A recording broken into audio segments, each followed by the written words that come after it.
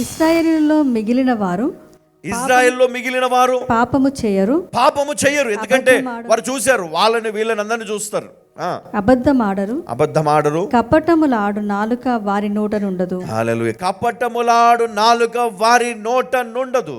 వారు ఎవరి భయము లేకుండా విశ్రాంతి గల వారై అన్నపానములు పుచ్చుకొందురు.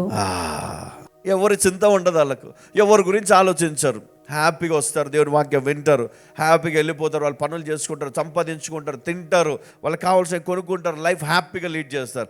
ఏ టెన్షన్. కానీ కొంతమందికి ఉంటుంది బాబు, అమ్మా మామూలుగా ఉంటుంది టెన్షన్.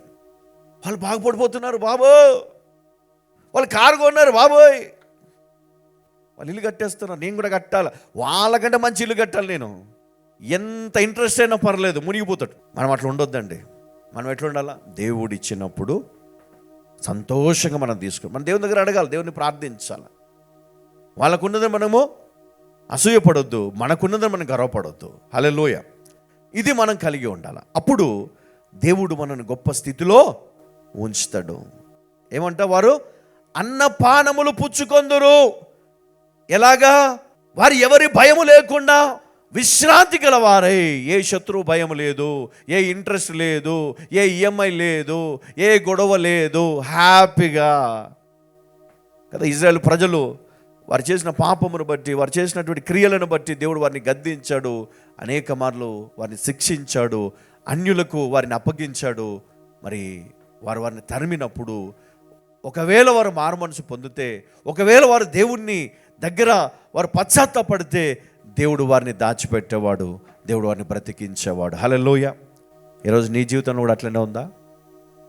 అయితే ఎప్పటికీ నువ్వు పడిపోకుండా వాక్యములో స్థిరులై ఉండండి, వాక్యానుసారం జీవించండి, బహుబలమైనటువంటి జీవితాన్ని కొనసాగించండి.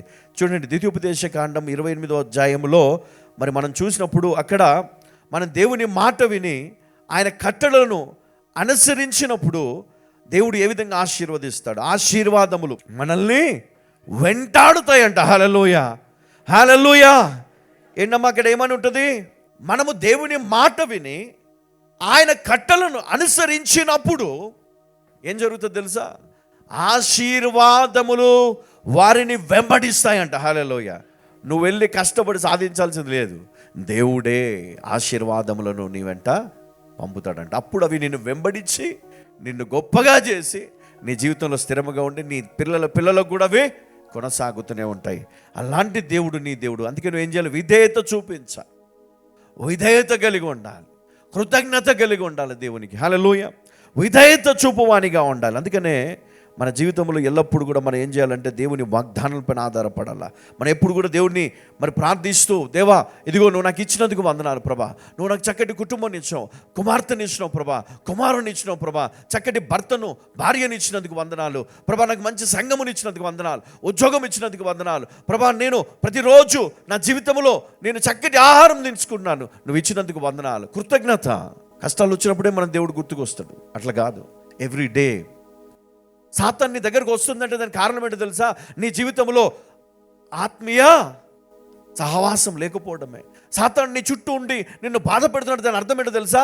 ప్రార్థన లేకపోవడమే. సాతాను నీ జీవితంలో నిన్ను అనేక విధాలుగా నిన్ను బాధ పెడుతున్నాడు అంటే దానికి అర్థం ఏంటో తెలుసా? నీ చుట్టూ ఉన్నటువంటి వాతావరణం అంతా కూడా పాపంతో నిండి ఉంటుంది.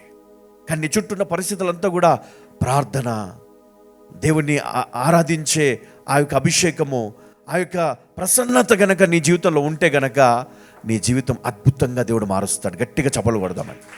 సాతాను నీ జీవితంలో కనబడడు. ఎవడో ఏదో ప్రయోగం చేస్తే అది నీ జీవితంలో పనిచేయదు. అది నీ దగ్గరికి వచ్చినప్పుడు, నీ ముందు నిలుచున్నప్పుడు నీ పరిస్థితిని చూసి పారిపోవాల్సింది, అంతే. హల్లెలూయా. అంతేగాని వాడేదో చేశాడు, వీడేదో చేశాడు, అది నాకు వచ్చింది అంటే నీ లైఫ్లో నువ్వు ఏమి కలిగి లేవంటే ఆ యొక్క వాక్యానుసారమైనటువంటి అనుభవము గుండా నువ్వు ప్రయాణం చేయట్లే. దేవుడిచ్చాడు జ్ఞానం, దేవుడిచ్చాడు శక్తి, దేవుడిచ్చాడు కృప, దేవుడిచ్చాడు వాగ్దానాలు. వాటిని పట్టుకొని మనం ముందుకు వెళ్ళిపోవాలి. చూడండి, ఇక్కడ దేవుని మార్గములో నడవడం వల్ల అపవాదికి మన జీవితంలో చోటు ఉండదు. ఎప్పటికీ వాటిని నువ్వు శోధించలేడు. బికాస్ నీ ఆలోచన అంతా సాయంత్రం ప్రేయర్ ఉంది, నేను ప్రేయర్కి వెళ్ళాలి, నేను ప్రార్థనలు ఏకీభవించాలి, దేవుని స్తుతించాలి, దేవుని ఆరాధించాలి, దేవుని వాక్యం వినాలి, దేవునిలో బలపడాలి. ఇదే ఆలోచన. శోధన వచ్చింది, ఎవడో ఫోన్ చేస్తాడు, అరే ఈరోజు మనం అది ఇది అంటాడు. లేదు, ఈవినింగ్ నేను బిజీ, నా షెడ్యూల్ బిజీ. లేదురా, రారా, తప్పకుండా వెళ్దాం. పెళ్ళికి వెళ్ళాలి, మనం వెళ్ళకపోతే ఎట్లా? వాక్యం కంటే గొప్ప పెళ్ళి కదా. పరలోక రాజ్యంలో సీట్ ఇస్తాడు రాసి ఆ పెళ్ళికి పోతే. మనకి దేవుని సన్నిధి కంటే పెళ్ళిళ్ళు, రెస్టారెంట్లు కదా, బయట పరిస్థితులు, విందులు, వినోదాలు మనకు ముఖ్యం. దేవుని వాక్యం కాదు, దేవుని సన్నిధి కాదు. అవకాశం ఉండి కూడా రాలేదు చాలామంది దేవుని సన్నిధికి. ఇది ఎందుకో తెలుసా? అది దేవుని పట్ల వారికి ఉన్నటువంటి మరి విశ్వాసాన్ని, నీతిని అక్కడ గుర్తు చేస్తూ ఉంటాయి. పరిస్థితులు ఏదైనా ఉండొచ్చు, కానీ మనకు భయము, భక్తి ఉంటే గనక ఆదివారం మనం మందిరంలో ఉంటాం కదా. మనం ఆ భయం కలిగి ఉండాలి, ఆ విశ్వాసం కలిగి ఉండాలి. అప్పుడే దేవుడు నీ పరిస్థితులన్నిటినీ చక్క పెడతాడు. స్వస్థత మరియు ఆశీర్వాదం అనే దేవుని కృప మీకు ఉచితముగా దేవుడు అనుగ్రహిస్తాడు. ఉచితముగా, బహుమానంగా దేవుడు నీ చేతిలో పెడతాడు. హల్లెలూయ.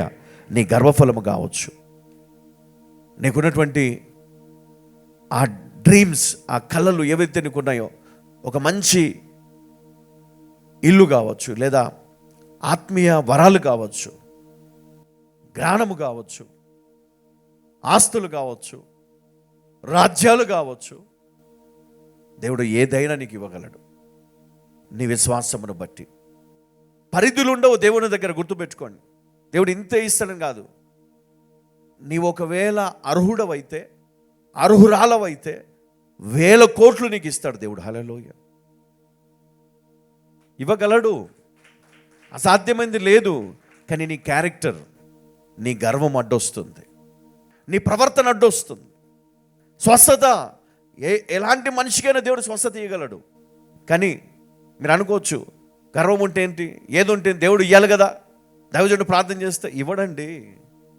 ఆయన ఏం బిజినెస్ మ్యాన్ కాదు, పెట్టుబడి పెట్టంగానే నీకు శాంక్షన్ చేయడానికి. నీతిమంతుడు, పరిశుద్ధుడు, అతి పరిశుద్ధుడు. దేవునికి మహిమ కలుగును గాక. హల్లెలూయా. మనం డైరెక్ట్ పరలోకానికి కనెక్ట్ అవ్వాలి.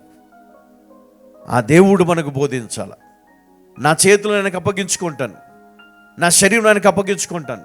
ఏ బలహీనత ఉన్నా ఆయన మాట్లాడతాడు. హల్లెలూయా, హల్లెలూయా, హల్లెలూయా, హల్లెలూయా.